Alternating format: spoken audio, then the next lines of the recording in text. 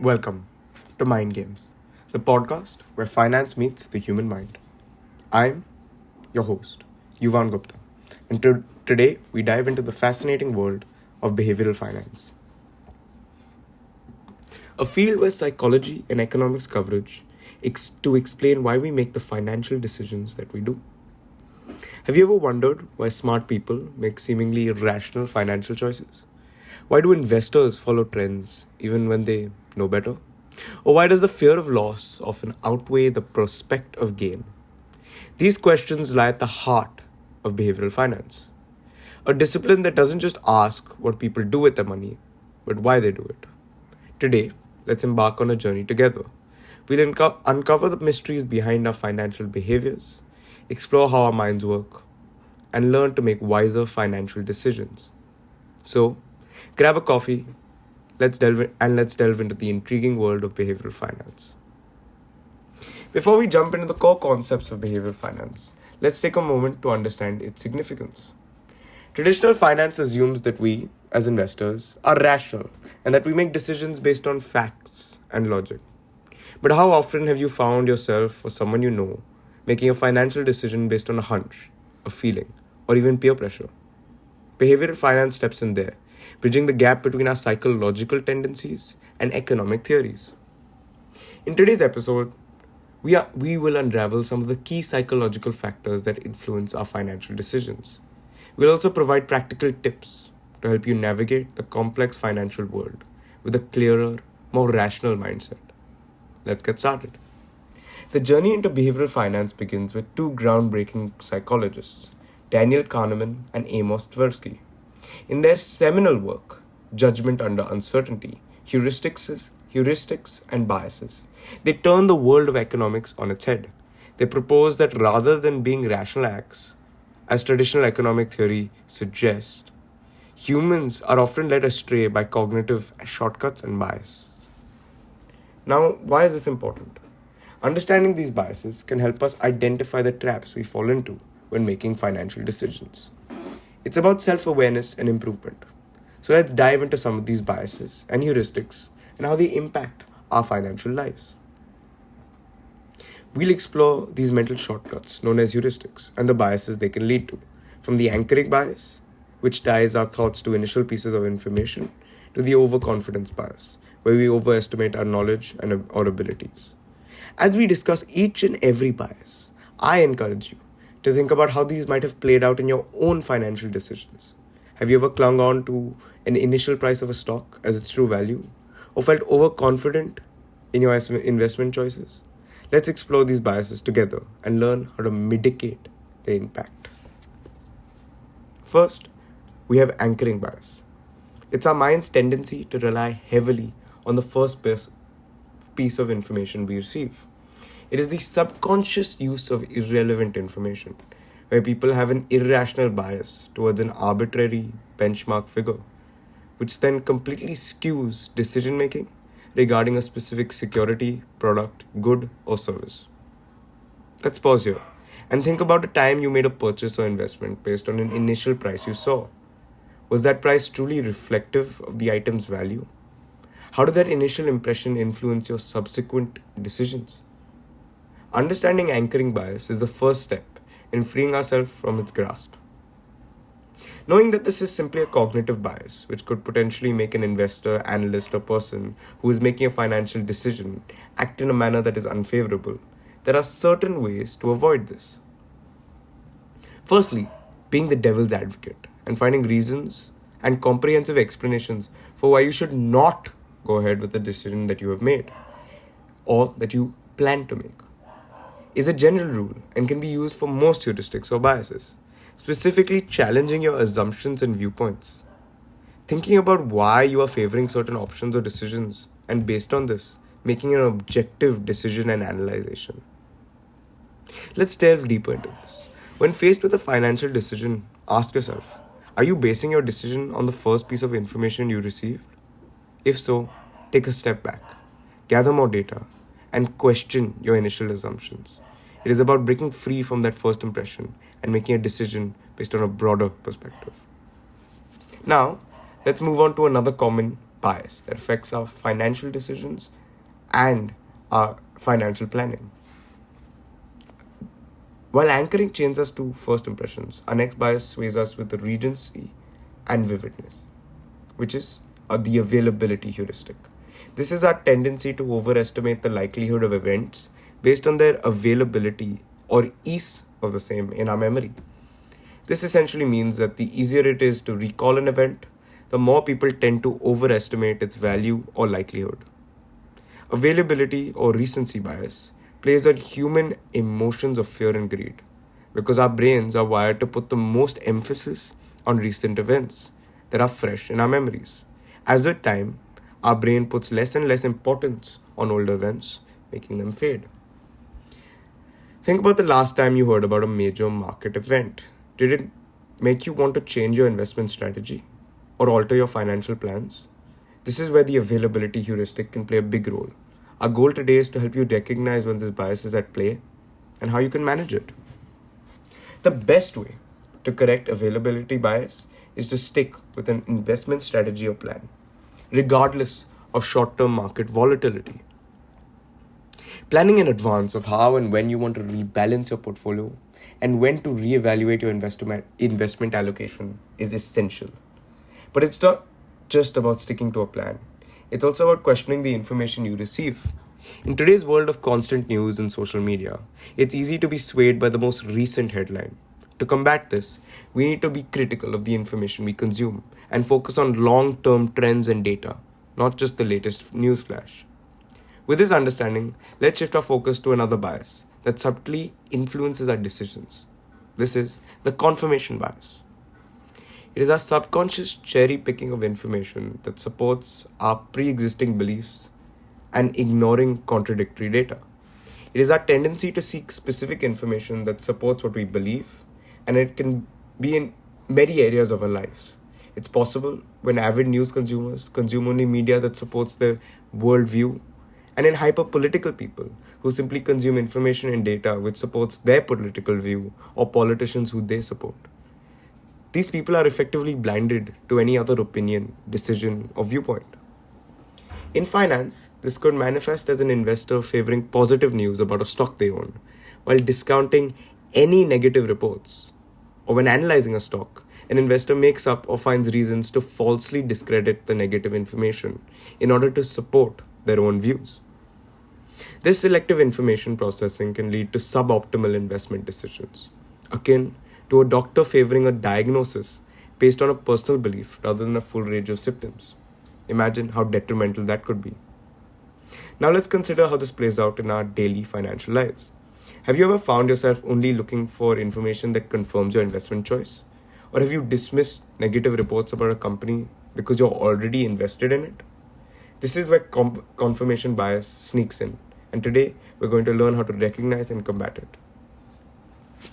To combat this, it is extremely important to collect and find information which is potentially against your financial decision. Objectively analyzing this information and finding reasons why you should not execute your decision is ideal in order to make the most educated decision in the end. To effectively manage confirmation bias, we need to actively seek out information that challenges our beliefs. It's about being open to different viewpoints and data, even if it contradicts our current stance. This approach not only helps us make more informed financial decisions, but also broadens our understanding of the markets and our investments. As we become more aware of confirmation bias, let's move on to a bias that often leads us to overestimate our own abilities. This is the overconfidence bias. Overconfidence bias is a cognitive error where we overestimate our own abilities, including in finance, our forecasting accuracy and investment prowess. In finance and investing, this could potentially lead to excessive trading, under diversification, and taking excessive risks, among other things. An example of this is when an investor might believe that they can consistently beat the market when they have a profit or have beat the market only a few times, or when there is ample evidence to the contrary. This overconfidence can lead to excessive risk trading and as shown in Barber and Odine's research. It's likely believing you can win every chess game against a master, against a grandmaster. Optimism is great, but reality often begs to differ. Behavioral economics suggests that this bias can be solved by seeking objective feedback, considering contradictory evidence, and developing and sticking to a long term and short term trading plan or strategy. Behavioral economics suggests that this bias can be solved by seeking objective feedback, considering contradictory evidence, and developing and sticking to a long term and short term trading plan or strategy. Next, we have herd mentality, also known as the bandwagon effect. This refers to our tendency to mimic the actions of a larger group, or the majority. This often happens in finance, when investors follow the crowd or the herd because of their own analysis, instead of their own analysis. Whether it's buying a trending stock or jumping into cryptocurrencies because everyone else is, this bias can lead to irrational market bubbles and crashes. This mentality is one of the big reasons for a number of different stock market and financial bubbles and subsequent crashes, like the dot-com bubble and subsequent crash of the late 90s and early 2000s. This wiped away huge amounts of wealth and money off the face of the earth. Not only is this detrimental because of the fact that it causes bubbles and crashes, but it also causes people to be uneducated about the decisions that they have made, impacting their ability to make subsequent decisions about their holdings or investments on the same. Next, we have the endowment effect. This is our inclination to value our possessions higher than their objective market value. To put it very simply, as an investor, this might manifest in overvaluing a stock in their portfolio simply because one owns it. It's similar to when a person assigns some sort of qualitative value to a product in order to not sell it. This results in the individual overvaluing the product, good, or service. The endowment effect can also happen because of loss aversion. This is when investors tend to stick with unprofitable or underperforming assets, as the prospect of divesting at the prevailing market value does not meet their own expectation or perception of the same. This is detrimental, as it makes people hold on to assets which are unnecessary and underperforming, and can impact and cause poor decision making. In order to prevent this, one must have a clear investment strategy, specifying a quantity or measure that defines when to sell an asset. This could be a target price, time horizon, or performance metric. Additionally, investors should evaluate and review their portfolio, effectively analyzing an investment as part of a larger portfolio plan. Lastly, we have the status quo bias. Our journey culminates with the comfort and familiarity of this bias, which is our preference for the current state of affairs. In the financial world, this might mean sticking with the same investments out of quote-unquote inertia, even when they no longer serve our goals or our plan. It's the financial equivalent of using a rotary phone in the age of smartphones. While comfortable, it may not be the most efficient or beneficial in the long run. This is why planning it out, objectively analyzing your investments, and questioning every move is essential in order to understand the decision which is necessary. As we come to the end of today's journey, through the intricate maze of heuristics and biases, it's clear that these psychological underpinnings play a critical role in shaping our financial decisions. The world of finance, as we've seen, is not just about numbers and charts. It's deeply intertwined with the human psyche. Understanding the complex web of cognitive shortcuts and biases is more than just an academic exercise. It's a practical tool for navigating the financial landscape with greater awareness and foresight. Each bias we've explored today, from anchoring to herd mentality, from overconfidence to the endowment effect, acts as a reminder of our human fallibility, yet therein lies our power. The power to recognize these biases in ourselves and others, to pause and reflect before making financial decisions, and to continually question the rationale behind our actions. This self awareness is the first steps towards making more informed, rational choices in our financial lives. But remember, the journey doesn't end here.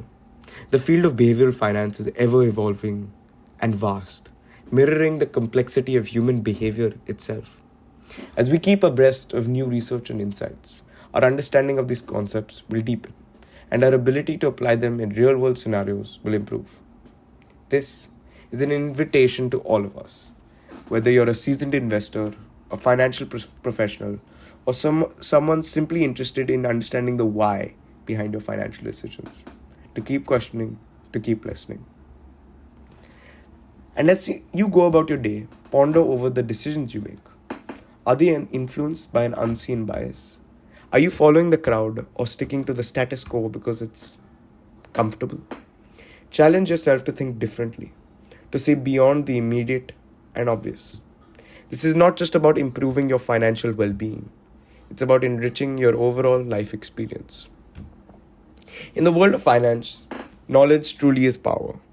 But it's not just about knowing, it's about applying that knowledge with wisdom and true insight. So, until we meet again on our next episode, I encourage you to embrace this journey of discovery. Let's commit to making smarter financial decisions together. Decisions that are not just good for our wallets, but also good for our personal growth and understanding of ourselves.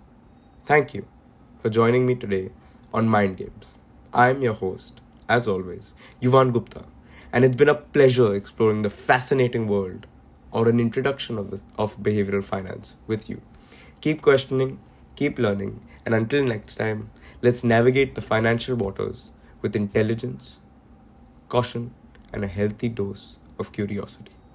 Thank you.